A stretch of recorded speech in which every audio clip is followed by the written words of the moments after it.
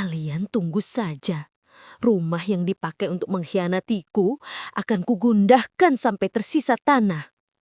Assalamualaikum warahmatullahi wabarakatuh. Sahabat Santi Story yang dirahmati Allah, di balik setiap kisah, pasti ada hikmah yang tersembunyi. Pelajaran yang bisa mengubah arah hidup kita. Kisah kali ini akan membuat hati bergetar, mata terbuka, dan jiwa terinspirasi. Sebelum kita mulai, yuk kuatkan silaturahim ini dengan menekan tombol like, subscribe untuk selalu mendapat kisah penuh hikmah berikutnya, dan share video ini agar manfaatnya tersebar luas, menjadi amal jariah bagi kita semua. Siap menyelami lautan hikmah? Mari kita mulai. Pagi itu, mentari baru saja naik di ufuk timur, menyinari rumah kecil berwarna krem di pinggiran kota. Udara masih lembab oleh embun, dan aroma kopi yang baru diseduh menguar dari dapur.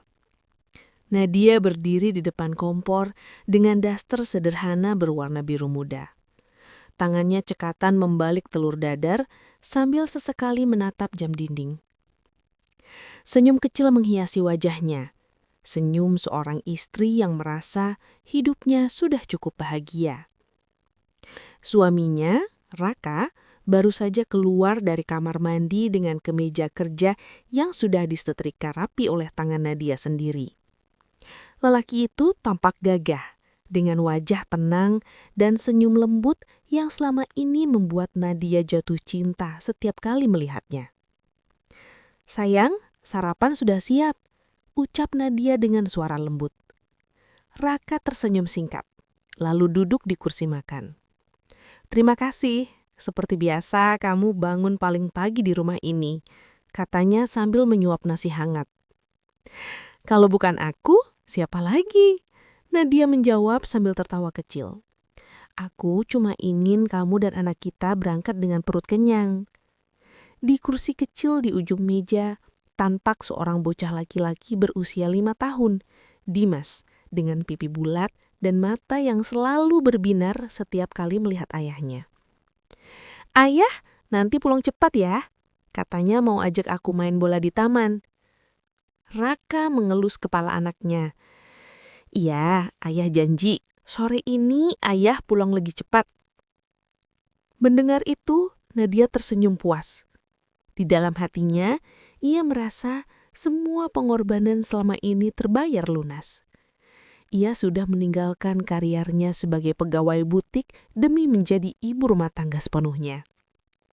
Meski kadang terasa penat, melihat suami dan anaknya tertawa adalah kebahagiaan yang tak tergantikan. Setelah Raka berangkat kerja, Nadia menatap punggung suaminya dari jendela. Ada rasa rindu setiap kali pintu rumah tertutup di belakangnya. Ia sering berpikir, bagaimana bisa seseorang yang dulu hanya teman satu kampus, kini menjadi bagian terbesar dan hidupnya. Hari-hari Nadia diisi dengan rutinitas sederhana, menyapu halaman, mencuci pakaian, menjemur, lalu memasak untuk makan siang. Kadang ia berbincang dengan tetangga, kadang menulis catatan kecil di buku hariannya tentang hal-hal kecil yang membuatnya bersyukur. Namun di balik ketenangan itu, ada sepi yang sulit dijelaskan. Rumahnya yang dulu ramai oleh canda Raka, kini lebih sering sunyi. Lelaki itu memang masih tersenyum, tapi senyumnya tak lagi hangat seperti dulu. Suatu sore, Nadia sedang menyiram bunga ketika Raka pulang. Ia langsung menyambut dengan gembira. "Sayang, Dimas nunggu dari tadi. Katanya ayah janji mau ajak main di taman." Raka terdiam sejenak, lalu tersenyum kikuk. "Maaf ya sayang, ada proyek baru di kantor, jadi aku harus lembur lagi nanti malam." "Lembur lagi?" tanya Nadia pelan. "Tapi kamu baru lembur 2 kali minggu ini." Nada suaranya lembut, tapi matanya tampak menyimpan kekhawatiran. Raka cepat-cepat memeluknya dan berujar, "Tenang saja, ini cuma sementara. Aku ingin kerja keras supaya kita bisa hidup lebih baik."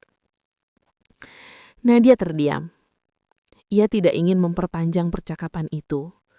Ia tahu Raka punya ambisi besar. Ia juga tahu bahwa sejak menikah, mereka belum punya rumah besar seperti yang diimpikan Raka. Jadi, ia memilih menahan perasaannya, menaruh kepercayaan penuh pada suaminya. Malamnya, Nadia duduk di ruang tamu menonton acara televisi sendirian. Jam sudah menunjukkan pukul 11 malam, tapi Raka belum juga pulang. Ia memandangi layar ponselnya yang menampilkan pesan terakhir dari Raka. Masih di kantor, jangan tunggu. Pesan itu sudah ia baca 3 jam lalu. Nadia mencoba menenangkan diri. Mungkin benar dia lembur, gumamnya sambil menarik selimut tipis. Tapi hatinya terasa aneh. Ada sesuatu yang tidak bisa ia jelaskan. Entah firasat, entah rasa kehilangan yang mulai tumbuh di dada. Keesokan paginya, Raka baru pulang saat fajar menyingsing. Ia langsung menuju kamar mandi tanpa menatap wajah istrinya. Nadia hanya memandang dari dapur, mencoba tersenyum meski hatinya nyeri. "Capek, Mas?" tanyanya lirih. "Yah, tolong jangan banyak tanya dulu. Aku pingin tidur," jawab Raka datar. Nadia menunduk. Ia tahu semakin hari jarak antara mereka semakin melebar. Namun setiap kali ia ingin bicara, lidahnya terasa keluh. Ia takut jika ia berbicara terlalu jujur, semua yang ia pertahankan akan runtuh. Sore harinya, ia duduk di teras sambil menatap langit jingga. Dimas bermain di halaman dengan mobil-mobilannya. Sesekali anak itu bertanya, "Bu, kenapa ayah sekarang jarang di rumah?" Nadia terdiam lama sebelum menjawab. "Ayah sedang bekerja keras supaya kamu bisa sekolah tinggi nanti." Ia tersenyum, tapi matanya berkaca-kaca. Di malam yang hening itu, setelah menidurkan Dimas, Nadia kembali membuka buku hariannya. Di sana ia menulis, "Hari ini Raka pulang pagi lagi. Aku tak tahu kenapa, tapi rasanya ia makin jauh. Aku rindu lelaki yang dulu selalu membuatku tertawa meski tanpa alasan. Aku hanya ingin ia kembali seperti dulu. Aku ingin rumah ini kembali hangat." Ia menutup buku itu pelan, lalu memeluk bantal dengan mata basah. Di luar jendela, hujan mulai turun pelan. Seakan langit ikut menangisi sepi yang tumbuh di dalam rumah kecil itu. Dan di saat itu, entah kenapa, hatinya berbisik pelan. Ada sesuatu yang akan berubah. Hujan masih turun deras malam itu. Nadia duduk di ruang tamu, menatap jam dinding yang sudah menunjukkan pukul 1:30 malam. Di meja, 2 piring makan yang sejak sore belum tersentuh mulai dingin. Nasi yang ia masak sudah mengeras, lauk pun tak lagi menggoda selera. Ia menarik napas panjang, mencoba menepis rasa cemas yang sejak beberapa minggu terakhir kerap menghantui pikirannya. Raka belum pulang lagi. Ia sudah terbiasa mendengar alasan lembur, rapat mendadak, atau proyek penting yang harus segera diselesaikan. Namun entah kenapa, kali ini terasa berbeda. Nada suara Raka di telepon tadi sore terdengar tergesa-gesa, bahkan sedikit dingin. Tidak seperti biasanya. Nadia berdiri dan melangkah ke dapur. Ia menatap piring di meja makan itu lama, lalu membungkusnya dengan plastik agar tak terbuang. "Mungkin nanti dia lapar kalau sudah pulang," gumamnya pelan. Suaranya bergetar seolah menenangkan diri sendiri. Ketika akhirnya Raka tiba di rumah menjelang jam 1 dini hari, langkahnya pelan dan aroma parfum asing tercium samar di tubuhnya. Bukan parfum yang biasa ia pakai. Ada sesuatu yang mengusik hati Nadia. "Kamu belum tidur?" tanya Raka dengan nada lelah. "Aku nunggu kamu," jawab Nadia pelan. "Makan dulu. Aku masih simpan nasi di dapur." Raka menggeleng tanpa menatap wajahnya. Sudah makan tadi, jangan tunggu aku lagi lain kali, kamu bisa sakit. Nada suaranya datar, ia langsung masuk ke kamar tanpa banyak bicara. Nadia mematung di ruang tamu, memandang punggung suaminya yang makin jauh menuju kamar. Merasa seperti sedang melihat seseorang yang asing. Lelaki yang dulu penuh tawa dan perhatian kini bahkan tak sempat menanyakan kabarnya. Hari-hari berikutnya berjalan semakin berat. Raka mulai sering membawa ponsel kemanapun ia pergi, bahkan ke kamar mandi. Dulu Nadia bisa meminjam ponselnya untuk sekedar memutar lagu anak-anak untuk Dimas. Sekarang setiap kali ia mencoba menyentuh ponsel itu, Raka langsung bereaksi cepat.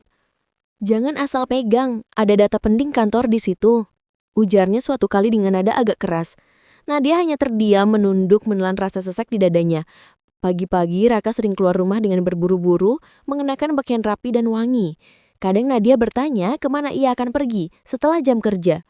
Dan jawabannya keluar selalu sama. Ada meeting di luar. Namun yang membuatnya bingung, belakangan ini gaji bulanan Raka sering telah diberikan. Mas, kok transfer bulan ini belum masuk ya?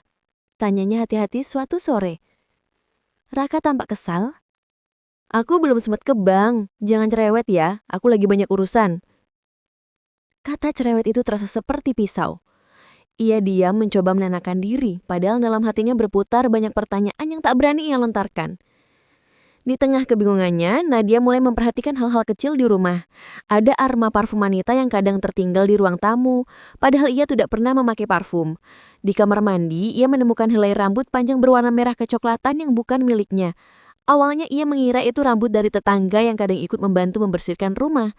Tapi rasa ragu itu terus tumbuh. Suatu malam ketika sedang membereskan ranjang, ia menemukan bekas lipstik samar di cangkir kopi Raka di meja samping tempat tidur. Warnanya merah tua, warna yang tidak pernah Nadia gunakan. Ia tertegun, jantungnya berdetak cepat, tangannya bergetar. Ia ingin bertanya tapi lidahnya keluh. Ia takut mendengar jawaban yang akan menghancurkan segalanya. Hari berikutnya, Nadia berani bicara. Saat Raka mengenakan dasi di depan cermin, ia berkata pelan, Mas, akhir-akhir ini aku merasa kamu berubah.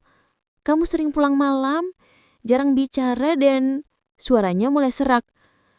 Aku nemu hal-hal aneh di rumah. Raka menatapnya lewat cermin, wajahnya dingin. Kamu mulai suuzon, Nat. Aku kerja untuk kita, bukan untuk senang-senang. Jangan bikin drama. Nada suaranya tinggi. Nadia terdiam. Air matanya hampir jatuh, tapi ia tahan. Ia tidak ingin terlihat lemah.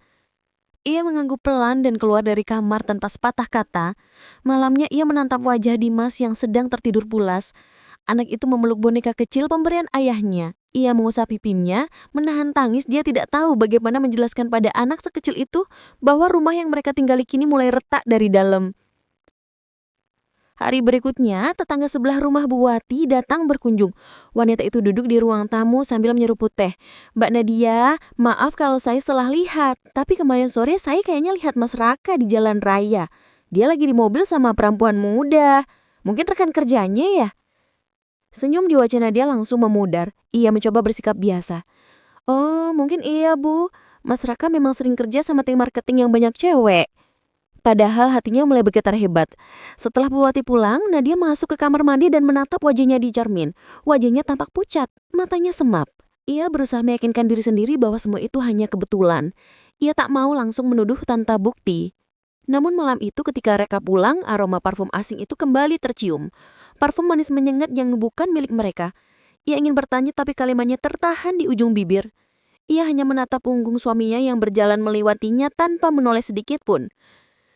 Ketika lampu kamar padam dan suara hujan terdengar di luar, Nadia masih terjaga. Ia menatap langit-langit sambil menggenggam erat selimut di dadanya. Dalam diam, air matanya mengalir perlahan. Ia tak tahu apa yang sedang berubah di antara mereka. Tapi satu hari yang pasti, ada sesuatu yang mulai menghilang. Kehangatan yang dulu membuat rumah ini terasa hidup. Dan entah kenapa malam itu untuk pertama kalinya Nadia merasa seolah bukan lagi istri, tapi hanya tamu di rumahnya sendiri. Pagi itu, udara di ruang tamu terasa berbeda. Entah kenapa, Nadia merasa rumahnya seperti kehilangan ruh. Tidak ada suara Raka yang biasanya bersenandung kecil sambil memakai sepatu kerja. Tidak ada tawa ringan yang menenangkan. Hanya suara jarum jam yang berdetak lambat mengisi ruang dengan kesunyian yang menekan dada. Ia duduk di kursi makan, menatap piring kosong di depannya. Sisa teh yang sudah dingin sejak tadi masih dicangkir. Raka sudah berangkat lebih awal tanpa berpamitan. Katanya ada rapat pagi. Tapi sesuatu di cara ia mengucapkannya terasa dingin dan tergesa. Tidak ada pelukan, tidak ada kecupan seperti dulu. Sejak malam itu, malam ketika Nadia menemukan bekas lipstik di cangkir dan aroma parfum asing di rumah, hatinya tak pernah benar-benar tenang. Ia mencoba berpikir logis, mencari alasan yang masuk akal. Tapi semakin ia berusaha menenangkan diri, semakin banyak hal kecil yang membuat hatinya bergetar. Beberapa kali ia mendengar Raka berbicara di telepon dengan nada lembut, seolah berbicara dengan seseorang yang istimewa. Saatnya dia muncul, Raka buru-buru mematikan panggilan itu. "Siapa, Mas?" tanya Nadia sekali waktu dengan suara pelan. Raka hanya menjawab singkat, "Klien kantoh, nggak penting." Namun malam itu, Nadia duduk di tepi ranjang sambil menatap ponsel suaminya yang terletak di meja. Ada dorongan kuat untuk mengambilnya, membuka layar dan mencari tahu apa yang disembunyikan Raka. Tapi jemarinya berhenti di udara. Ia takut. Bukan karena takut ketahuan, tapi karena takut menemukan kebenaran yang akan menghancurkannya. Ia memejamkan mata, mencoba menenangkan diri. Namun bayangan tentang wanita lain terus menghantuinya. Ia menatap langit-langit kamar, berpikir, sejak kapan rumah ini berubah jadi tempat yang penuh rahasia? Beberapa hari kemudian, saat Nadia sedang menyapu ruang tamu, ia menemukan sesuatu yang membuat darahnya berdesir. Di bawah sofa terselip resi pembayaran dari toko perhiasan. Di sana tertulis, kalung emas berliontin hati, pesanan atas nama Raka. Tanggal pembeliannya seminggu yang lalu. Nadia menatap kertas itu lama. Ia tidak pernah menerima kalung, bahkan ulang tahunnya pun baru lewat beberapa hari tanpa ucapan dari suaminya. Tangannya bergetar, ada rasa panas di dada, antara marah dan sedih. Ia tidak ingin langsung menuduh, tapi logika dan hatinya mulai berperang hebat. Malam itu, ia mencoba menanyakan hal itu. "Mas, tadi aku nemu nota di bawah sofa. Kamu beli kalung ya?" Raka yang sedang sibuk dengan ponsel menoleh sekilas. "Oh, itu hadiah untuk klien, buat ibu-ibu pengusaha yang bantu proyek kantor." "Hadiah? Klien?" ulang Nadia, suaranya serak. Raka menatap tajam. "Iya, kenapa? Kamu curiga?" Nadia buru-buru menggeleng. "Enggak, aku cuma tanya." Namun air mata sudah menggenang di matanya. Ia berpaling cepat agar Raka tidak melihat, hatinya seperti ditusuk. Sejak malam itu, Nadia merasa seperti hidup berdampingan dengan orang asing. Setiap gerak-gerik suaminya terasa penuh rahasia. Ponsel selalu dibawa kemana-mana, bahkan saat mandi. Kadang ia mendengar suara notifikasi pesan di tengah malam, namun Raka hanya menatap layar, lalu membalas cepat sebelum mematikan lampu. Pagi berikutnya, saat Raka berangkat, Nadia memperhatikan detail yang selama ini ia abaikan. Kemeja baru, parfum berbeda, bahkan sepatu kulit yang jarang ia pakai. Semua terlihat terlalu rapi untuk sekedar ke kantor. Nadia memutuskan untuk diam-diam memperhatikan lebih jauh. Ia mulai mencatat jam pulang Raka, alasan yang diberikan, dan kebiasaan kecil yang berubah. Dalam catatan kecil di buku hariannya, ia menulis, "Raka pulang jam 12 malam, katanya lembur. Tapi ada bekas lipstik di leher kemejanya. Aku tidak salah lihat." Hari berganti dan kecurigaan itu semakin menebal. Nadia merasa seperti berjalan di atas bara. Ia tidak berani bicara, tapi setiap detik pikirannya penuh tanda tanya. Sampai akhirnya sebuah peristiwa kecil mengubah segalanya. Siang itu, Raka meninggalkan ponselnya di meja makan, mungkin karena terburu-buru menjawab telepon di luar. Layar ponsel menyala dan nama yang muncul di notifikasi membuat Nadia terpaku. Sebuah pesan dari kontak bernama Sayang. Nadia menatap layar itu tanpa berkedip. Pesannya berbunyi, "Aku rindu kamu. Semalam masih kebayang ciumanmu." Nafas Nadia tersengal, dunia seakan berhenti berputar. Tangannya gemetar hebat tapi tidak berani membuka lebih jauh. Ia hanya menatap satu kalimat itu berulang kali, mencoba meyakinkan diri bahwa matanya tidak salah lihat. Tapi kenyataan menamparnya keras. Ini bukan salah paham lagi. Ia duduk di kursi, menutup wajah dengan kedua tangannya. Suaranya pecah dalam tangis terhanjam. Ya Tuhan, apa salahku sampai dia tega seperti ini? Sejak saat itu setiap hari terasa berat.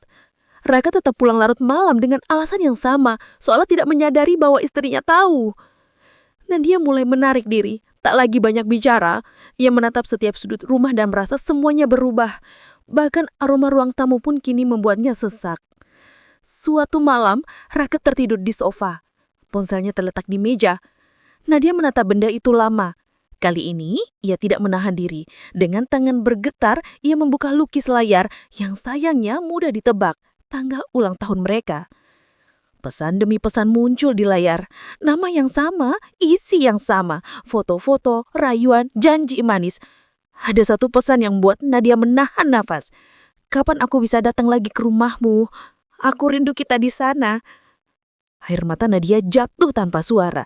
Ke rumah tuh, katanya lirih. Ia ingat aroma parfum asing, rambut dipantal dan lipstik dicangkir. Semua potongan itu kini tersambung dengan sempurna. Raka bukan hanya berselingkuh, ia membawa perempuan itu ke rumah ini. Rumah yang mereka bangun dengan doa dan kerja keras. Malam itu, Nadia duduk di lantai sambil menggenggam ponsel suaminya. Ia menangis sampai suara tangisnya nyaris habis. Dalam dirinya muncul sesuatu yang baru, bukan sekedar kesedihan, tapi luka yang menimbulkan bara kecil di dalam hati. Dan bara itu perlahan berubah menjadi tekad. Jika selama ini ia memilih diam, kali ini tidak lagi. Ia harus tahu semuanya, harus melihat dengan mata kepala sendiri, meski itu akan menghancurkannya sepenuhnya. Langit sore itu tampak mendung. Angin berhembus pelan melewati sela jendela ruang tamu. Nadia duduk di kursi rotan tua dengan kepala penuh pikiran. Ia memandangi ponselnya lama, lalu membuka pesan singkat dari sahabatnya, Rani. Nat, kalau kamu mau tahu kebenarannya, kamu harus siap dengan apapun hasilnya. Pesan itu sederhana, tapi berat. Sejak hari ketika Nadia melihat pesan mesra di ponsel Raka, ia tak bisa tidur tenang. Setiap detik, pikirannya dipenuhi tanya. Ia tahu Raka telah berubah, tapi belum benar-benar yakin sejauh apa. Nalurinya berteriak, tapi logikanya menahan. Ia butuh bukti, bukan sekadar firasat. Rani, sahabat yang ia kenal sejak kuliah, satu-satunya orang yang tahu isi hatinya. Di warung kopi kecil tempat mereka biasa bertemu, Nadia menceritakan semuanya. Tentang aroma parfum asing, tentang pesan sayang, tentang rambut panjang di bantal. Rani mendengarkan tanpa menyela lalu berkata pelan, "Kalau kamu mau tahu, aku bisa bantu. Aku kenal orang yang bisa pasang kamera kecil di rumah. Gak akan ketahuan siapapun." Nadia terdiam.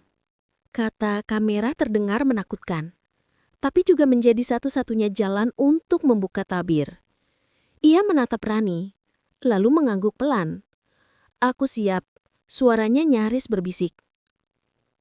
2 hari kemudian, Rani datang membawa seorang kenalannya.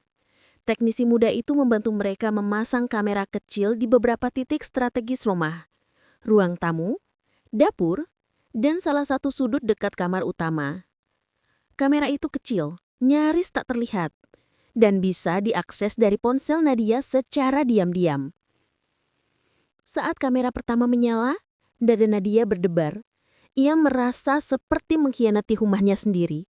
Tapi ia tahu yang sebenarnya dikhianati bukan ia yang memasang kamera, melainkan seseorang yang telah memanfaatkan kepercayaannya. Hari-hari berikutnya terasa panjang. Setiap kali ia pergi ke pasar atau mengantar Dimas sekolah, pikirannya tak pernah tenang. Ia sering menatap layar ponsel, memeriksa rekaman yang kadang hanya menampilkan ruangan kosong. Kadang ia lega, kadang kecewa. Tapi nalurinya terus berkata, "Belum, tunggu saja." Hingga hari ke-7. Pagi itu, Nadia berangkat lebih pagi dari biasanya. Ia sengaja memberitahu Raka bahwa ia akan ke pasar tradisional dan mungkin mampir ke rumah Rani. Raka hanya mengangguk tanpa ekspresi. Bahkan, ia tidak menanyakan jam berapa Nadia pulang. Di pasar, Nadia tak fokus berbelanja. Tangannya gemetar saat memegang ponsel. Matanya bolak-balik menatap layar. Rekaman kamera ruang tamu menunjukkan rumah kosong. Ia mencoba menenangkan diri, berharap semuanya hanya ketakutan yang berlebihan. Tapi, sekitar pukul 11 siang, notifikasi dari kamera dapur muncul. Ada gerakan. Napas Nadia tertahan. Ia berhenti di tengah keramaian pasar, menyingkir ke pojok kios sayur dan membuka aplikasi kamera. Layar menampilkan pintu depan rumah yang perlahan terbuka. Raka masuk, dan di belakangnya seorang perempuan muda berambut panjang melangkah pelan. Nadia menatap layar itu dengan mata membesar. Dunia seolah berhenti. Wanita itu tertawa kecil sambil menatap Raka, lalu mereka berjalan masuk ke ruang tamu. Nadia menutup mulutnya rapat, menahan isak yang ingin pecah di tempat itu juga. Tangannya bergemetar hebat. Ia tak tahu harus menatap kemana. Orang-orang berlalu lalang di sekitarnya, tapi ia merasa seolah terperangkap di dunia yang hanya berisi suara hatinya sendiri. Tidak mungkin di rumah ini. Ia menatap layar lagi. Raka duduk di sofa menyalakan televisi, sementara wanita itu berjalan ke dapur, ke tempat setiap hari diisi oleh aroma masakannya. Wanita itu membuka kulkas, mengambil air, bahkan menaruh gelas di meja yang sama di mana Raka dan Dimas biasa sarapan bersama. Nadia hampir tak bisa bernapas. Pikirannya kacau, tapi matanya tetap menatap layar. Ia ingin mematikan ponsel, tapi tak sanggup. Ia ingin berlari pulang, tapi tubuhnya kaku. Beberapa menit kemudian, Raka menarik tangan wanita itu menggandengnya ke arah kamar utama. Pintu kamar tertutup. Gambar di kamera ruang tamu berhenti menampilkan pergerakan. Nadia menurunkan ponsel perlahan. Ia tak sadar air mata sudah jatuh satu persatu membasahi pipinya. Ia berdiri di tengah pasar dengan wajah pucat, napas tersengal seperti seseorang yang baru kehilangan separuh hidupnya. Rani yang mendapat telepon darinya segera datang menjemput. Di mobil, Nadia hanya diam. Suaranya hilang. Ia menatap kosong keluar jendela, sementara tangannya menggenggam ponsel erat-erat seolah benda itu adalah bukti dari segala luka yang kini membakar dadanya. Malam itu di rumah Rani, ia menonton ulang rekaman itu. Setiap detik terasa seperti tusukan di dada. Ia melihat Raka tersenyum pada perempuan itu. Senyum yang dulu ia rindukan kini terasa seperti pengkhianatan paling kejam. Dia bahkan bawa perempuan itu ke rumah yang aku bersihkan setiap hari dengan tanganku. Suaranya serak. Rani memeluknya, tapi Nadia tetap menatap layar. Air matanya tidak berhenti mengalir. Ia tidak mengerti mengapa. Mengapa harus di rumah di mana ia dan Dimas tidur setiap malam. Malam semakin larut, tapi Nadia tak bisa tidur. Ia duduk di tepi ranjang, menatap jendela yang basah oleh embun. Dalam hatinya, ia mulai menyusun sesuatu. Bukan untuk balas dendam, tapi untuk menemukan kepastian. Ia ingin tahu seberapa lama ini sudah berlangsung. Ia ingin melihat wajah wanita itu secara jelas. Ia ingin menatap pengkhianatan itu dengan mata terbuka, tanpa lagi menutupinya dengan doa atau harapan kosong. Dan sejak malam itu, Nadia tak lagi menjadi istri yang hanya menunggu di rumah. Ia berubah menjadi perempuan yang siap menghadapi kenyataan, meskipun kenyataan itu adalah mimpi buruk yang ia bangun sendiri. Pagi itu, udara terasa dingin menusuk tulang. Nadia berdiri di depan cermin, menatap wajahnya yang pucat dengan lingkar hitam di bawah mata. Semalaman ia tak bisa tidur. Rekaman dari kamera kecil itu terus menghantui kepalanya. Suara tawa, langkah kaki, bisikan samar. Semuanya terasa seperti pisau yang berputar di dadanya. Raka masih bersiap-siap di kamar, merapikan dasi seperti biasa. Seolah tak ada yang salah, seolah rumah mereka bukan ladang kebohongan yang disiram setiap hari dengan kepura-puraan. "Mas, nanti sore aku mau ke rumah Mama di Cirebon. Katanya lagi sakit, aku mungkin nginep 1 malam." Ucap Nadia dengan suara tenang, meski di dalam dadanya badai sedang bergemuruh. Raka hanya melirik singkat sambil menyalakan jam tangan. "Oh ya sudah, hati-hati di jalan," jawabnya ringan. Tak ada pertanyaan kapan ia pulang, tak ada tatapan khawatir, hanya nada datar yang semakin membuat Nadia yakin suaminya sudah tak peduli. Begitu mobil Raka keluar dari gerbang, Nadia menarik napas panjang. Ia duduk di tepi ranjang, menunduk lama, tangannya gemetar saat membuka laci, mengambil ponsel, dan memeriksa kamera tersembunyi. Tak ada apapun, rumah sunyi. Namun, ia tahu, malam nanti semuanya akan terjadi lagi. Rencana itu telah matang di kepalanya. Ia akan berpura-pura pergi, tapi sebenarnya hanya bersembunyi di rumah Rani yang berjarak beberapa blok.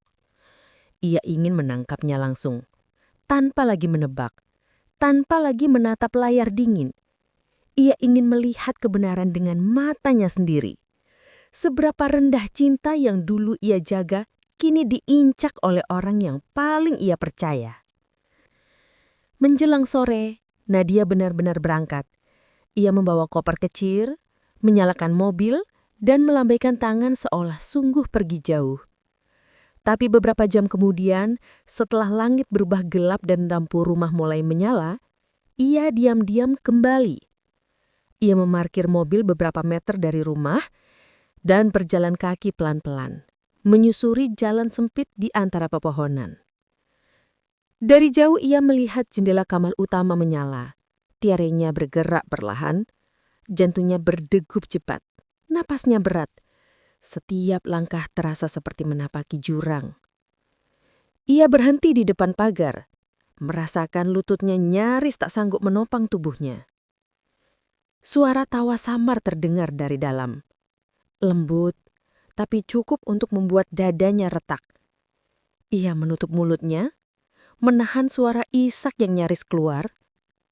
Perlahan ia membuka pintu pagar, melangkah masuk tanpa suara. Kunci cadangan yang ia sembunyikan di pot bunga depan masih di sana. Dengan tangan gemetar, ia membukanya. Begitu pintu terbuka, aroma asing menyambutnya. Parfum wanita yang tak pernah ia kenakan. Campuran antara manis dan tajam, menusuk hidung dan hatinya sekaligus. Lantai rumah bersih, tapi ada 2 gelas di meja tamu. Satu dengan lipstik merah di bibirnya. Langkahnya makin berat. Ia menapaki tangga perlahan, menahan setiap isak agar tak terdengar. Dari balik pintu kamar terdengar suara samar.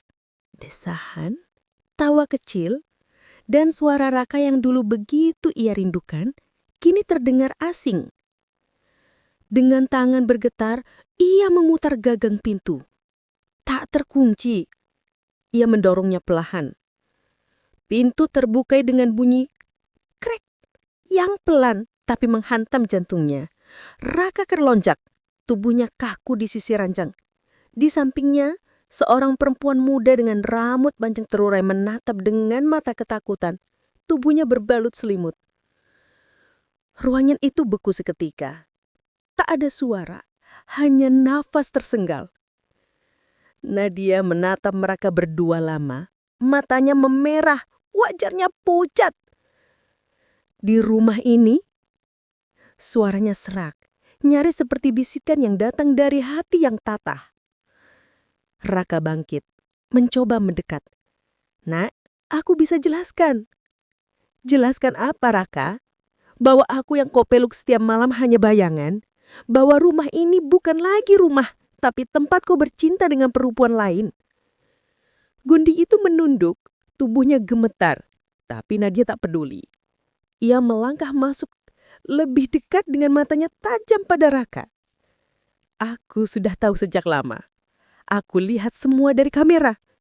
Aku tahu kapan kamu bohong, Kapan kamu pura-pura sibuk? Tapi aku diam karena aku masih berharap kamu sadar. Ternyata kamu hanya lebih pandai bersembunyi. Raka terdiam. Bibirnya bergerak, tapi tak ada kata yang keluar. Tangisan Nadia akhirnya pecah.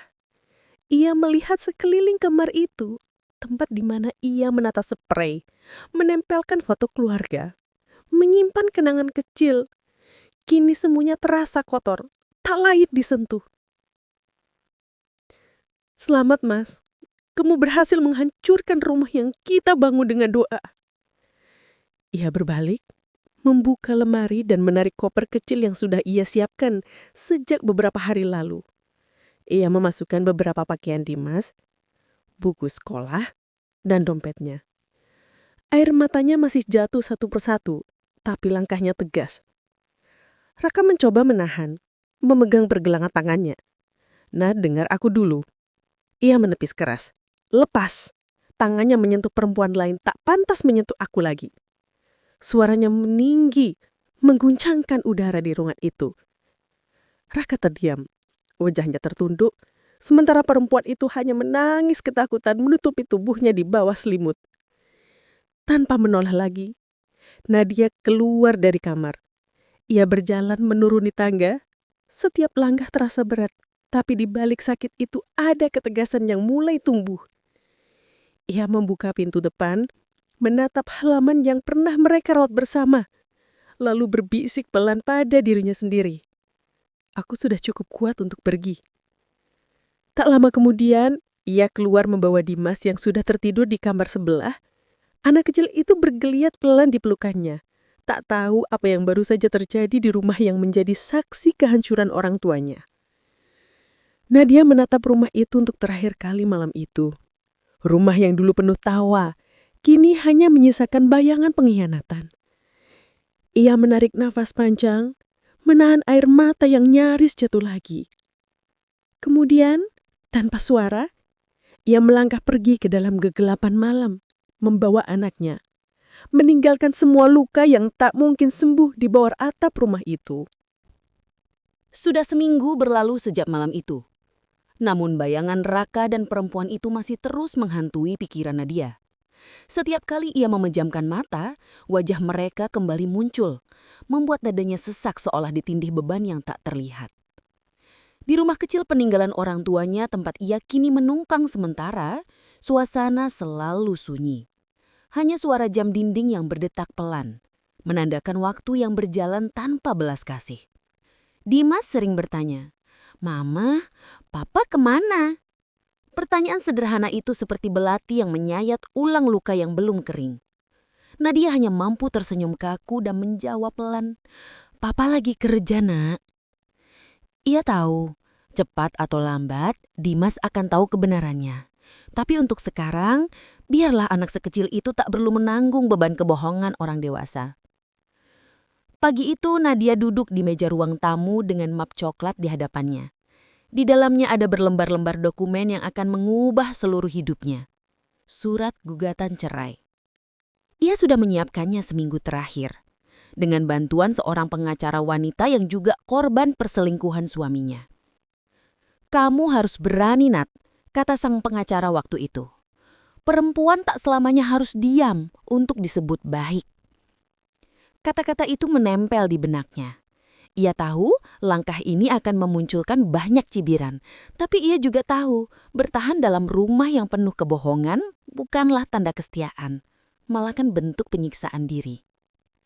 Siang itu Raka datang, suaranya menggema di depan pintu, mengetuk pelan. "Nadia, tolong buka. Aku cuma mau bicara." Nadia tidak segera membuka.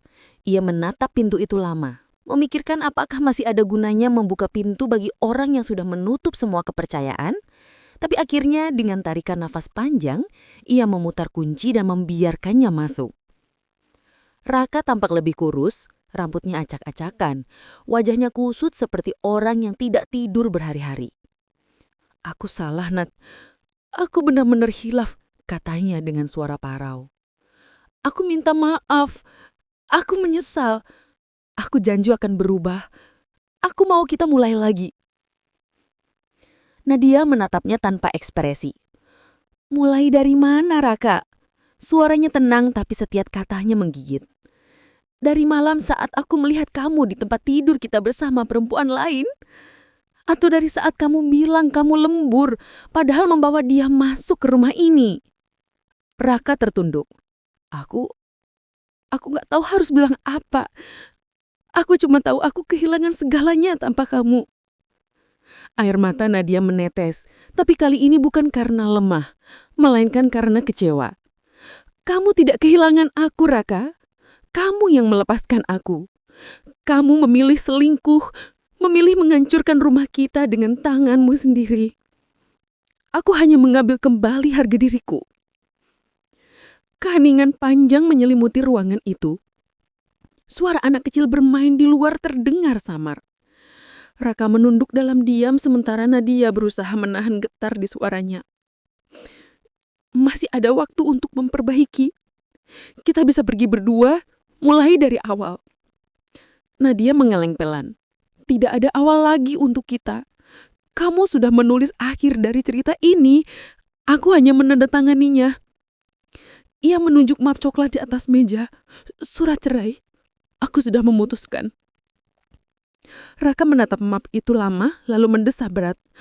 Kamu gak bisa maafin aku, Nat. Nadia menatapnya dengan mata berkaca-kaca. Bukan soal memaafkan, Raka. Aku mungkin akan memaafkanmu suatu hari nanti, tapi aku tidak bisa hidup dengan orang yang membuat aku hancur setiap hari. Setiap kali aku melihatmu, aku akan selalu ingat malam itu. Aku tidak mau hidupku berputar di antara luka. Raka terdiam, matanya berkaca-kaca. Namun sebelum ia sempat berkata lagi, suara langkah kaki terdengar dari luar. Ibu Raka dengan kerudung rapat dan tatapan tajam.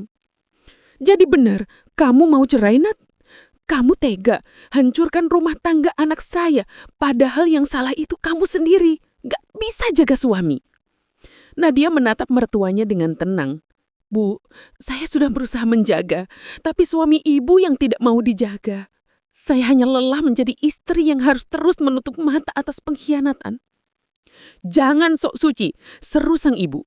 Perempuan zaman sekarang memang gak tahu diri. Dikit-dikit minta cerai. Ibu dulu juga diselingkuhi, tapi tetap sabar. Karena perempuan harus tahan. Nadia tersenyum miris. Kalau sabar artinya membiarkan diri diinjak, saya tidak mau, Bu. Saya punya anak yang harus melihat ibunya kuat, bukan ibunya menangis tiap malam. Ibu Raka memandang tajam lalu pergi sambil menggerutu. Raka hanya menatap istrinya dengan wajah kalah, tak sanggup membantah ibunya atau membela Nadia. Dan itulah momen yang paling menyakitkan bagi Nadia. Bukan saat ia tahu diselingkuhi, tapi saat menyadari bahwa lelaki yang dulu ia anggap pelindung justru tak berani berdiri untuknya. Hari berikutnya, di ruang sidang pengadilan agama, Nadia duduk dengan tangan menggenggam erat map di pangkuannya. Raka di sisi lain tertunduk tanpa suara. Hatinya masih berperang, tapi pikirannya sudah bulat. Ketika hakim bertanya, apakah ibu Nadia yakin ingin bercerai? Suara Nadia terdengar tegas meski sedikit bergetar. Iya, Yang Mulia, saya yakin. Setelah tanda tangan selesai, Nadia berdiri pelan. Tangannya gemetar, tapi langkahnya mantap. Saat keluar dari ruang sidang, angin siang menerpa wajahnya. Rasanya perih, tapi juga melegakan. Seperti seseorang yang akhirnya bisa bernafas setelah terlalu lama tenggelam. Ia tahu perjalanan setelah ini tidak akan mudah. Akan ada cibiran, fitnah, dan tatapan sinis dari orang-orang yang gak tahu kisah sebenarnya. Tapi ia juga tahu, di balik semua itu, ada satu hal yang tak bisa lagi diambil siapapun. Keteguhannya untuk berdiri di atas luka, bukan tenggelam di dalamnya.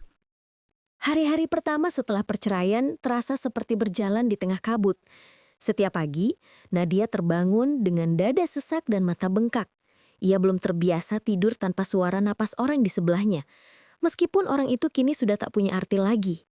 Yang paling ia rindukan hanyalah rasa tenang, bukan sosok Raka. Rani, Sahabat yang menampungnya selalu berusaha membuatnya tersenyum. "Kamu gak kalah, Nat," katanya suatu malam saat mereka duduk di beranda sambil menatap langit. "Kamu cuma sedang memulai lagi. Kadang untuk bisa berdiri, kita harus jatuh dulu." Kata-kata itu sederhana, tapi hangat. Sejak hari itu, Nadia mulai mencoba menata ulang hidupnya. Ia tak lagi ingin menatap ke belakang. Ia ingin bertahan, bukan untuk membuktikan apapun, tapi karena ia tak mau kalah dengan luka. Uang tabungannya hampir habis, tapi ia masih punya keahlian yang dulu sering ia abaikan, memasak. Dulu setiap kali ada acara keluarga, Nadia selalu yang mengurus makanan.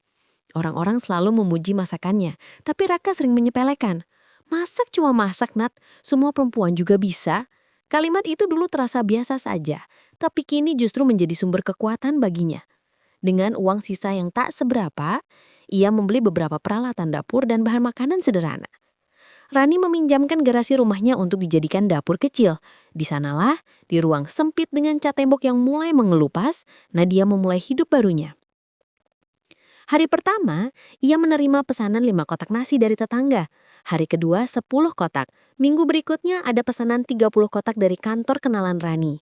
Setiap hari, ia bangun sebelum subuh, memotong sayur sambil menahan kantuk, memasak sambil menahan lelah, tapi di balik itu ada senyum kecil yang mulai tumbuh di wajahnya. "Dimas, nanti bantu mama ya tempelin stiker di kotaknya," katanya sambil mengelap keringat. Dimas yang kini berusia 7 tahun mengangguk semangat. "Siap, Mama!" Dimas menjadi alasan Nadia untuk tetap kuat. Setiap kali ia lelah, setiap kali air matanya nyaris jatuh, ia hanya perlu melihat wajah anaknya yang polos itu untuk kembali bersemangat. Usaha catering kecil itu perlahan mulai dikenal orang. Banyak pelanggan yang datang bukan hanya karena rasanya enak, tapi karena mereka melihat ketulusan dalam setiap masakan Nadia. "Makanan kamu tuh punya rasa yang hangat kayak dimasak pakai hati," ujar salah satu pelanggan suatu hari. Nadia hanya tersenyum, tak tahu harus menjawab apa selain ucapan terima kasih. Sementara itu, di rumah yang dulu ia tinggalkan, kehidupan Raka mulai berantakan. Rumah itu memang masih berdiri kokoh, tetapi suasananya tak lagi hangat. Gundik yang dulu ia bela mati-matian kini berubah. Perempuan itu bukan lagi sosok manis yang lembut, melainkan penuh tuntutan dan keluhan. "Mas, uang bulan ini kurang, aku mau ganti tas, mau juga renovasi kamar," rengek perempuan itu suatu pagi. Raka yang baru pulang kerja menghela nafas panjang. "Kita lagi susah, Maya, proyekku belum cair." "Alasan," balas Maya ketus. "Dulu waktu masih sama istrimu kamu bisa kasih semuanya, sekarang giliran aku malah pelit." Kata-kata itu menampar ego Raka. Ia tak sadar, kehidupan yang dulu ia injak justru jadi tempatnya jatuh. Uang tabungan menipis, pekerjaannya mulai terganggu karena fokusnya berantakan. Ia sering melamun di kantor, teringat wajah Nadia, bukan karena masih mencintai tapi karena penyesalan. Suatu sore, hujan turun deras. Raka duduk di ruang tamu, menatap foto lama yang masih tergantung di dinding. Foto pernikahan mereka dengan Nadia. Wajah mereka tersenyum bahagia dan tahu bahwa suatu hari senyum itu akan berubah menjadi luka. Maya keluar dari kamar, memandang sinis. "Kenapa sih masih aja simpan foto itu? Buang aja, bikin suasana gak enak." Raka tak menjawab. Ia hanya menatap foto itu lama, lalu akhirnya menurunkannya perlahan. Tapi begitu ia menggenggam bingkainya, air matanya jatuh. Ia baru menyadari betapa berharganya hal-hal yang dulu ia anggap biasa. Di sisi lain, keberuntungan mulai berpihak pada Nadia. Beberapa pelanggan tetap mulai mempromosikan cateringnya di media sosial. Dalam waktu singkat banyak pesanan berdatangan. Ia bahkan mendapat tawaran untuk menyediakan makanan harian bagi sebuah kantor besar di kota. Tapi di balik keberhasilannya, ada kesederhanaan yang tak pernah ia tinggalkan. Ia tetap menyiapkan bekal untuk Dimas, tetap salat tepat waktu, dan setiap malam menulis di buku catatan kecil, daftar pengeluaran, rencana masa depan, dan doa. Doa yang selalu sama, agar hatinya dikuatkan, agar luka masa lalunya tak lagi memenjarakan. Suatu hari Rani memeluknya sambil berkata, "Aku bangga banget sama kamu, Nat. Kamu buktiin kalau perempuan gak butuh belas kasihan buat berdiri. Kamu coba butuh keyakinan." Nadia tersenyum. "Aku dulu sempat takut, Ran. Takut gak bisa jadi siapa-siapa tanpa dia. Tapi ternyata aku cuma butuh percaya bahwa hidupku masih bisa berarti." Malam itu, saat semua orang sudah tertidur, Nadia berdiri depan jendela menatap langit yang bertabur bintang. Angin berhembus lembut, membawa ketenangan yang sudah lama ia cari. Untuk pertama kalinya sejak lama, ia merasa damai, bukan karena keadaan membaik, tapi karena hatinya akhirnya berdamai dengan luka. Dan di tempat lain, di rumah yang dulu ia tinggalkan, Raka duduk di bawah lampu redup dengan kepala tertunduk, menatap rekening bank yang semakin kosong dan kehidupan yang kian berantakan. Perlahan, tanpa ia sadari roda kehidupan berputar, dan karma mulai bekerja dengan cara yang halus tapi pasti. Langut sore itu berwarna jingga keemasan saat Nadia memutuskan mengambil jalan memutar sepulang dari mengantar pesanan catering. Jalan itu jarang ia lewati, tapi entah mengapa langkahnya seperti dituntun ke sana, ke arah rumah yang dulu pernah menjadi saksi setiap babak hidupnya. Rumah yang dulu ia tinggalkan dalam keadaan hati hancur. Ketika mobilnya berhenti di tepi jalan, Nadia hanya bisa terpaku. Di depannya berdiri bangunan yang dulu ia rawat sepenuh hati, kini tampak kusam dan tak terurus. Cat temboknya mengelupas, halaman dipenuhi rumput liar, dan pagar besinya mulai berkarat. Di sudut teras, kursi rotan yang dulu sering ia duduki bersama Raka saat menunggu Dimas pulang sekolah, kini teronggok miring, patah di satu sisi. Air mata menetes tanpa permisi. Ia menggenggam kemudi erat-erat, menahan gejolak di dadanya. Dalam sekejap, semua kenangan menyeruak. Suara tawa Dimas kecil saat bermain di halaman, aroma nasi goreng kesukaan Raka yang dulu ia buat setiap minggu pagi, hingga malam kelam ketika ia memergoki suaminya berselingkuh di kamar mereka. Semuanya berputar di kepalanya seperti film usang yang diputar ulang tanpa bisa dihentikan. Beginilah akhirnya rumah yang dulu kami sebut rumah impian. Gumamnya lirih, suaranya nyaris tenggelam dalam isak tertahan. Rumah itu kini tampak seperti tubuh tanpa jiwa. Tak ada lagi kehidupan, tak ada cahaya yang menembus dari dalam jendela. Nadia tahu, rumah itu bukan hanya rusak secara fisik, ia retak oleh kebohongan dan ketamakan yang pernah tumbuh di dalamnya. Tapi anehnya, di balik semua luka itu, ada dorongan kuat di hatinya. Dorongan untuk tidak membiarkan kenangan itu membusuk. Hari-hari berikutnya, bayangan rumah itu terus menghantui pikirannya. Ia tak bisa tidur nyenyak, selalu teringat setiap detailnya. Ia bahkan sempat bermimpi sedang berjalan di dalam rumah itu. Lantainya retak, dindingnya mengelupas. Tapi di tengah-tengah ruangan itu, ia melihat dirinya sendiri berdiri tegak, tersenyum tenang. Saat terbangun, dada Nadia berdebar. Ia merasa seolah diberi pertanda. Keesokan harinya, ia menemui Rani. "Aku mau beli rumah itu lagi, Ran," katanya pelan tapi mantap. "Rumah yang dulu kamu tinggalkan itu, Nadia, kamu yakin itu tempat kamu disakiti?" "Aku tahu," jawabnya sambil menatap jauh. "Tapi aku nggak mau rumah itu terus jadi simbol luka. Aku ingin mengakhirinya dengan caraku sendiri. Aku ingin menjadikannya penebus dari semua kenangan buruk yang pernah terjadi di sana." Rani terdiam, memandangi wajah sahabatnya yang kini jauh lebih kuat daripada sebelumnya. "Kalau itu keputusanmu, aku akan bantu," katanya akhirnya. Mereka kemudian mencari tahu lewat agen properti. Dari sana, Nadia mengetahui sesuatu yang membuat hatinya campur aduk. Rumah itu ternyata sedang dijual. Raka terlilit hutang setelah bisnisnya merugi, dan Maya, perempuan yang dulu merebutnya, sudah lama pergi membawa sebagian uang dan meninggalkan Raka dalam kehancuran. "Dia menjualnya cepat, Bu," kata agen properti kepada Nadia saat pertemuan di kantor kecilnya. "Sepertinya dia butuh uang segera. Kalau Ibu tertarik, ini kesempatan bagus." Nadia tersenyum samar. "Saya beli, tapi tolong jangan beritahu siapa pembelinya." Beberapa hari kemudian, transaksi pun berlangsung. Raka datang sendiri ke kantor notaris, tampak letih dan lusuh. Wajahnya penuh gurat penyesalan, matanya kosong. Nadia duduk di ruangan berbeda menunggu waktu tanda tangan terakhir. Ia bisa mendengar suara Raka dari balik pintu kaca, membicarakan rumah yang dulu mereka bangun bersama seolah itu hanya benda tak bernyawa. "Rumah itu banyak kenangan, tapi saya nggak bisa pertahankan. Terlalu banyak beban," ujar Raka dengan ada pahit. Nadia menutup matanya sejenak, air matanya nyaris jatuh. Tapi ia menahannya. Ia tahu kali ini bukan waktunya untuk lemah. Ia datang bukan sebagai istri yang ditinggalkan, tapi sebagai perempuan yang akhirnya mengambil kendalinya sendiri. Setelah semua selesai, agen itu menyerahkan kunci rumah ke tangan Nadia. Logam ringin itu terasa berat di telapak tangannya. Bukan karena ukurannya, tapi karena beban emosional yang melekat di dalamnya.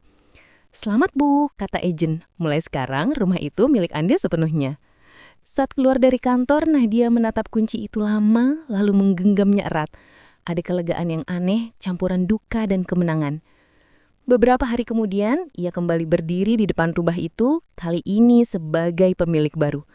Angin sore berhembus lembut menggoyangkan dedaunan di halaman. Ia membuka pagar yang berdecit, melangkah masuk perlahan.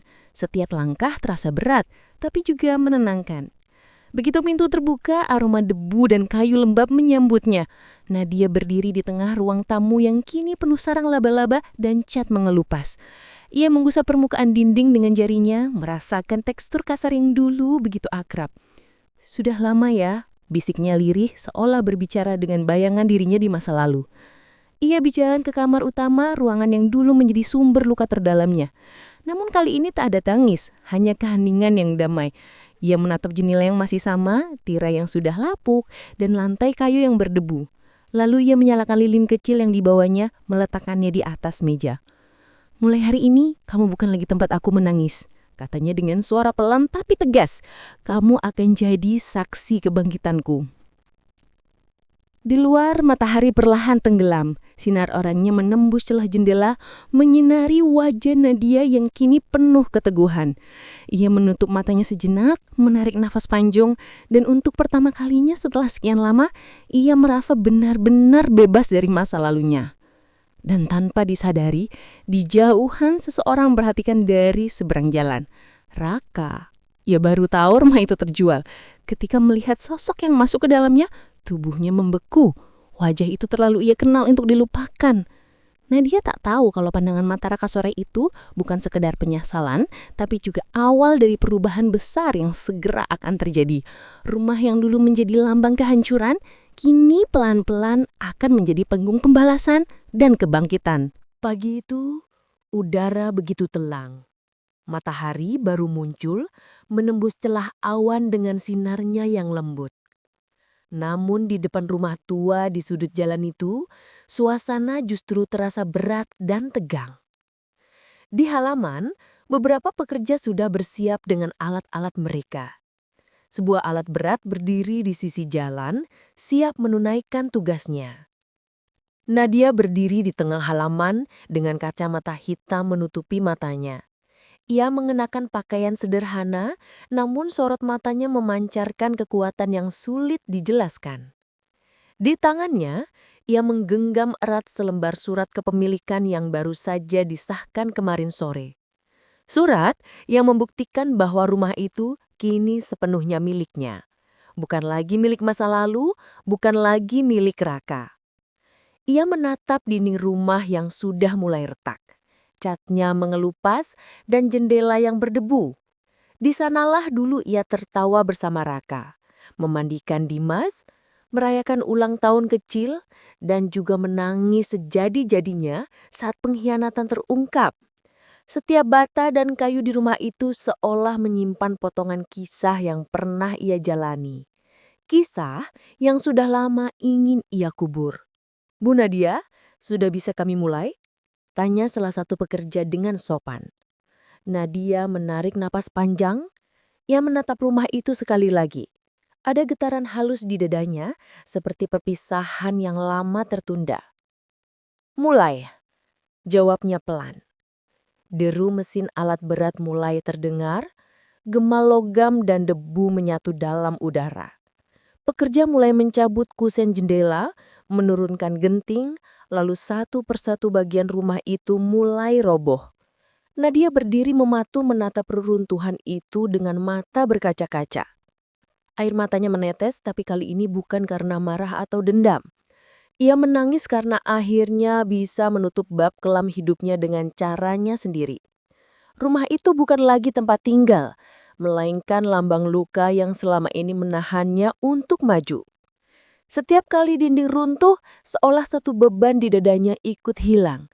Ia teringat malam ketika ia keluar dari rumah itu sambil menggendong Dimas kecil yang menangis ketakutan. Teringat suara bentakan Raka, teringat wajah perempuan yang bersembunyi di balik tubuh suaminya. Semua terasa seperti luka lama yang akhirnya kering dan mengelupas. Tapi saat pekerja menumbangkan bagian depan rumah, terdengar suara langkah cepat mendekat. seseorang berlari dari arah jalan, suaranya parau memanggil. "Nadia!" Nadia memejamkan mata sejenak. Ia tahu suara itu. Suara yang dulu membuat hatinya berdebar, namun kini hanya memunculkan perih yang tumpul. Ia menoleh perlahan. Di sana, Raka berdiri dengan wajah pucat, napasnya tersengal, matanya menatap runtuhan rumah dengan tatapan tak percaya. "Apa yang kamu lakukan? Rumah ini rumah kita, Nat," katanya setengah berteriak.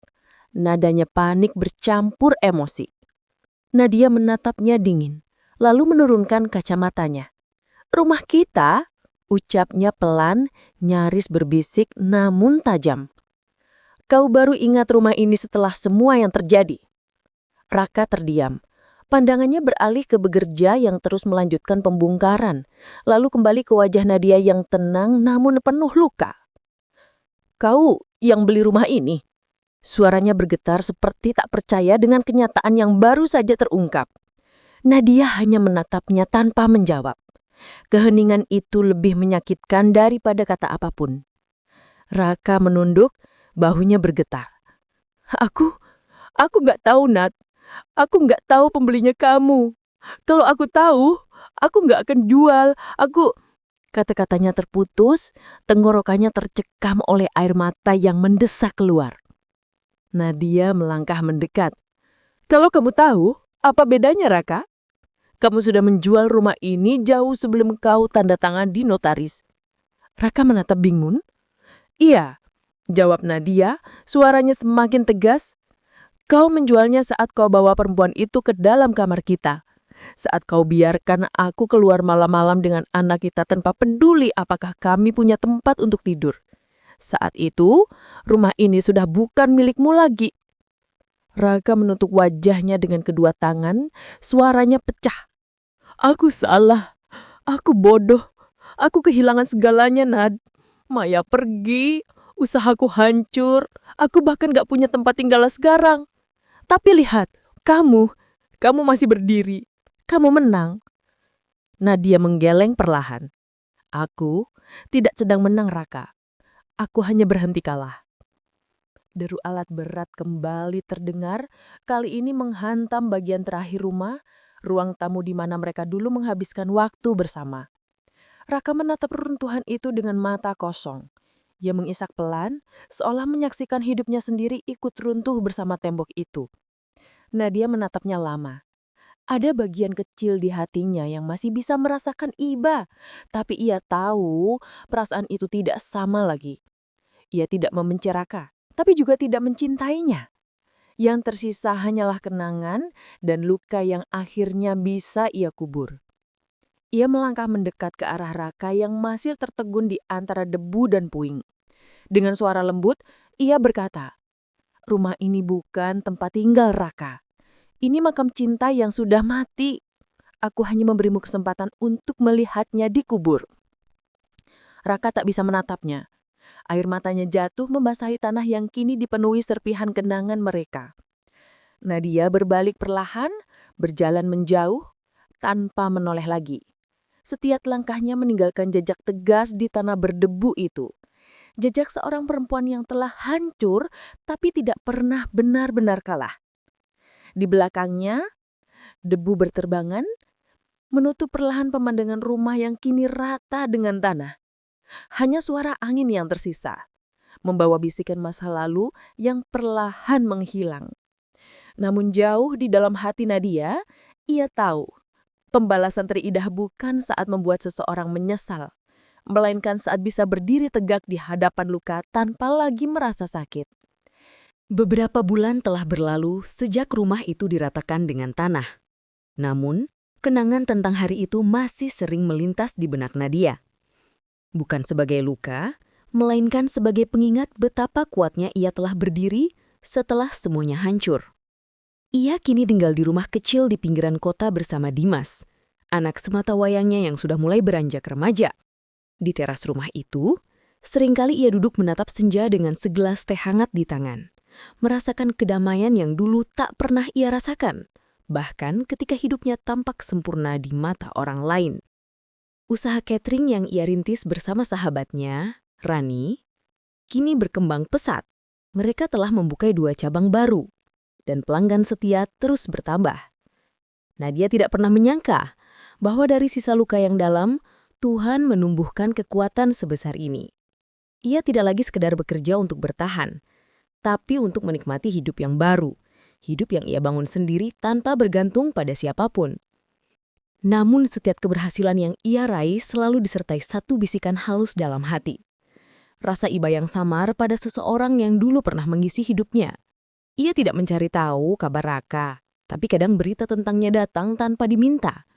Dari beberapa kenalan lama, ia mendengar bahwa Raka kini tinggal di rumah kontrakan kecil. Usahanya bangkrut total, mobilnya disita, dan hubungannya dengan perempuan yang dulu menjadi gundiknya pun kandas. Perempuan itu meninggalkan Raka begitu saja, setelah tahu bahwa hidup bersamanya tak lagi membawa kenyamanan dan kemewahan. Ironisnya, kabar itu tidak membuat Nadia senyum puas. Ia hanya menghela nafas panjang. Karma itu bukan pembalasan, tapi cermin. Begitu ia pernah berkata pada Rani suatu sore. Apa yang dia tanam, dia lihat sendiri hasilnya. Aku tidak perlu membenci, karena kebencian justru akan menjeratku kembali ke masa lalu. Rani memandangi sahabatnya itu dengan rasa kagum. Kamu kuat banget, Nat. Aku tahu, dulu kamu hampir gila karena dia. Nadia senyum samar. Aku memang hampir gila. Tapi ternyata, ketika seseorang sampai di titik terendah, di sanalah dia belajar siapa dirinya sebenarnya. Aku pikir waktu itu aku kehilangan segalanya. Tapi ternyata aku hanya menghilangkan orang yang salah. Sore itu, Dimas pulang sekolah dan langsung memeluk ibunya dari belakang. Bu, hari ini aku dapat nilai tertinggi di kelas. Katanya penuh semangat. Nadia menoleh dan mencium kening anaknya. Ibu bangga banget sama kamu. Lihat kan, selama kita mau berjuang, hidup pas dikasih jalan. Dimas tersenyum, lalu duduk di pangkuan ibunya. Bu, rumah lama kita yang udah ibu robohin itu, aku mimpiin semalam. Aku lihat rumah itu berubah jadi taman. Ada bunga banyak banget, Bu, warna-warni. Nadia terdiam. Ada kehangatan lembut menjalar di dadanya. Ia tersenyum sambil memeluk anaknya erat. Mungkin itu tandanya luka kita sudah sembuh, Nak. Kadang Tuhan kasih mimpi untuk bilang kalau masa lalu yang menyakitkan akhirnya bisa jadi sesuatu yang indah. Malamnya, setelah Dimas tertidur, Nadia duduk di meja kerjanya menulis sesuatu di buku kecil yang selalu ia simpan sejak dulu. Sebuah jurnal tempat ia menuangkan isi hatinya sejak awal pernikahan hingga kini. Halamannya penuh dengan catatan tentang kesedihan, perjuangan, doa, dan penyesalan, tapi juga tentang harapan dan kebangkitan. Ia menulis pelan. Dulu, aku pikir cinta harus dipertahankan, meski menyakitkan. Tapi ternyata, cinta sejati justru adalah ketika kita berani melepaskan apa yang merusak jiwa kita.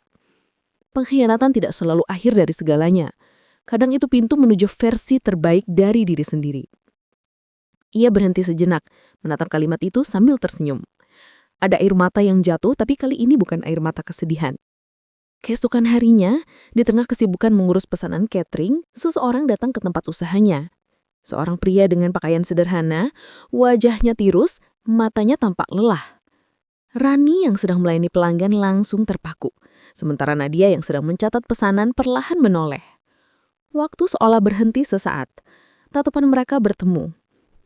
Raka berdiri di depan pintu, tampak gugup dan canggung. Di tangannya ada sebuah amplop lusuh. Nadia, ucapnya pelan. Suaranya serak. Aku gak datang untuk minta apa-apa. Aku cuma mau minta maaf. Bukan untuk kamu maafkan, tapi untuk aku bisa hidup tenang.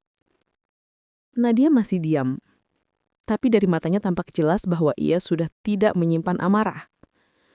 Raka menunduk, lalu meletakkan amplop itu di meja. Ini sertifikat anak kecil di kampung, satu-satunya yang masih aku punya. Aku tahu kamu gak butuh, tapi aku mau kembalikan sesuatu, meski cuma simbol. Dulu, aku hancurin hidup kamu. Sekarang, biar aku bayar dengan caraku sendiri. Sebelum Nadia sempat menjawab, Raka melangkah pergi perlahan. Tak ada kata tambahan, tak ada permohonan, hanya keheningan yang terasa begitu berat, namun juga menenangkan. Nadia memegang amplop itu tadi tidak membukanya. Ia menatap pintu yang baru saja tertutup dan menghela nafas panjang. Rani mendekat dengan tatapan khawatir. "Kamu gak apa-apa kan, Nat?" Nadia senyum tipis. "Aku baik-baik aja. Kadang, memaafkan bukan karena orang itu pantas, tapi karena kita layak untuk tenang." Ia menatap keluar jendela, ke langit yang mulai cerah setelah hujan reda. Awan bergerak pelan, meninggalkan cahaya matahari yang menembus di antaranya. Dan disinilah hidup Nadia ini, tenang, penuh makna, tanpa dendam. Namun dalam hatinya, ia tahu perjalanan ini belum sepenuhnya berakhir. Karena kadang, karma dan keajaiban berjalan beriringan. Mengembalikan segalanya pada tempat yang seharusnya, tanpa harus ada kata balas dendam. Hari-hari berlalu setelah pertemuan itu. Namun, bayangan Raka yang datang ke tempat usahanya masih sering muncul di kepala Nadia. Bukan karena ia belum bisa melupakan, tapi karena sesuatu dalam sorot mata mantan suaminya waktu itu begitu asing, seperti seseorang yang telah benar-benar kehilangan arah hidupnya. Amplop lusuh yang ditinggalkan Raka masih tergeletak di dalam laci meja kerjanya. Nadia belum juga membuka isinya. Entah kenapa, setiap kali ingin menyentuhnya, ada perasaan berat yang menahannya. Mungkin karena ia takut menemukan sesuatu yang akan membuat hatinya kembali goyah. Atau mungkin karena ia hanya ingin semua itu tetap terkubur seperti puing-puing rumah lamanya. Namun suatu malam, ketika ia sendirian setelah Dimas tertidur, Nadia akhirnya memutuskan untuk membuka amplop itu. Di dalamnya, terdapat selembar surat dan sertifikat tanah kecil di sebuah desa terpencil. Tulisan tangan Raka tampak bergetar, seolah ditulis dalam kelelahan atau penyesalan yang dalam. "Nadia, aku tahu tidak ada yang bisa memperbaiki semua kesalahan yang telah kulakukan. Tanah ini mungkin tidak seberapa, tapi aku ingin menyerahkannya padamu dan Dimas. Anggap saja ini tanda maafku. Aku tak lagi punya banyak hal. Bahkan mungkin waktu pun tidak terlalu berpihak padaku sekarang. Tapi aku ingin kamu tahu, aku menyesal bukan karena kehilangan rumah atau harta, tapi karena kehilangan orang yang paling tulus mencintaiku." Tangan Nadia bergetar membaca kalimat itu. Hatinya terasa sesak. Ia tidak tahu harus marah atau iba. Selama ini, ia sudah belajar memaafkan tanpa harus melupakan. Tapi kata-kata dalam surat itu membuka luka yang pernah ia kira sudah sembuh. Malam itu ia duduk lama di balkon menatap langit gelap yang bertabur bintang. Angin berhembus lembut membawa aroma hujan dari kejauhan. Di dalam keheningan itu, Nadia akhirnya berbisik lirih. "Kau menyesal, Raka? Tapi semua ini sudah terlalu jauh. Aku bukan lagi perempuan yang dulu kau hancurkan." Keesokan paginya, Nadia memutuskan untuk mencari tahu kabar Raka lebih jauh. Ia tak berniat untuk kembali, hanya ingin memastikan sesuatu yang selama ini menggantung di pikirannya. Melalui salah satu rekan lama Raka, ia mendapat kabar bahwa pria itu kini bekerja sebagai sopir di sebuah perusahaan ekspedisi kecil di luar kota. Hidupnya sederhana, bahkan bisa dibilang berat. Ketika mendengar kabar itu, Nadia hanya terdiam. Tak ada rasa puas, tak ada kebencian. Yang ada hanya kesadaran bahwa roda kehidupan benar-benar berputar. Dulu Raka berdiri di puncak, sementara dirinya terpuruk di bawah. Kini semuanya terbalik, dan Tuhan memperlihatkan keseimbangan dengan cara yang lembut tapi pasti. Suatu sore, Rani datang menemuinya di tempat kerja dengan wajah cemas. "Nat, aku baru dengar kabar. Raka masuk rumah sakit," ucapnya hati-hati. Nadia tertegun. Tangannya yang sedang memegang catatan pesanan perlahan menurun. "Sakit apa?" tanyanya dengan suara pelan. "Katanya kelelahan dan komplikasi lambung. Nggak parah, tapi cukup bikin dia lemah. Dia sendirian di rumah sakit itu." Malam itu, Nadia tidak bisa tidur. Ia berulang kali teringat masa lalu. Wajah Raka saat masih hangat dan penuh kasih. Masa-masa ketika mereka membangun rumah bersama, juga malam kelam saat semuanya runtuh. Ia memejamkan mata, mencoba menepis semua kenangan itu. Tapi bayangan lelaki itu selalu datang bersamaan dengan satu pertanyaan yang tak bisa ia abaikan. Apakah memaafkan berarti juga peduli? Pagi harinya, Nadia memutuskan untuk pergi. Ia tidak memberitahu siapapun, bahkan Rani. Ia hanya meninggalkan pesan singkat di meja makan untuk Dimas. "Ibu pergi sebentar, Nak. Jangan khawatir. Ibu pulang sore nanti." Perjalanan ke rumah sakit itu terasa panjang. Setiap lampu merah dan jalanan berdebu seolah menguji hatinya. Apakah benar Dia siap menghadapi masa lalu yang sudah ia kubur dalam-dalam.